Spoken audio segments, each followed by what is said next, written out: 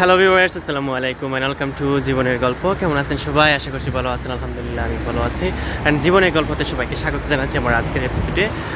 প্রিয় দর্শক, পবিত্র মাহে রমজান মাস প্রায় শেষ, আর দুই একদিন বাকি আছে। সো ইংল্যান্ডে কবে পবিত্র ঈদুল ফিতর অনুষ্ঠিত হবে সেটা জানানোর জন্য প্রিয় চ্যানেল জীবনের গল্পের পর্দায় হাজির হয়ে গেলাম।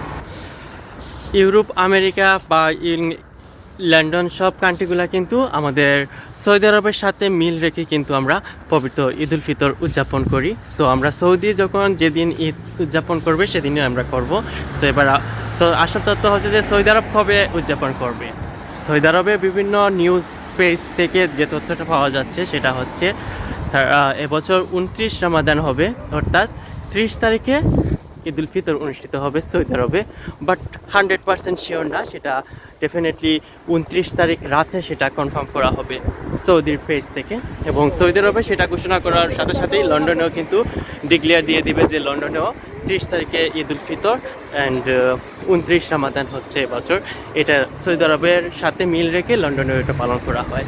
সো এটা London, America, Canada, France, Italy সব কান্ট্রিতে কিন্তু মুসলিম যে পিপলরা আছেন তারা সৌদি আরবকে ফলো করে সৌদি আরবের সাথে মিল রেখে তারা তাদের ঈদটা উদযাপন করেন।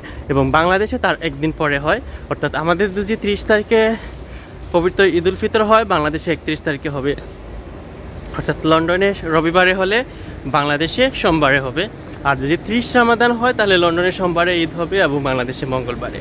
সো 90% শিওর লন্ডনে রবিবারে ঈদ, অর্থাৎ 29 রমাদান হবে, 30 তারিখে ঈদ অ্যান্ড বাংলাদেশে 31 তারিখে ঈদ। সো এটা ছিল জীবনের গল্পের আমার আজকের পর্ব। দেখা হবে পরবর্তীতে। ভালো থাকবেন সবাই। আল্লাহ হাফিজ।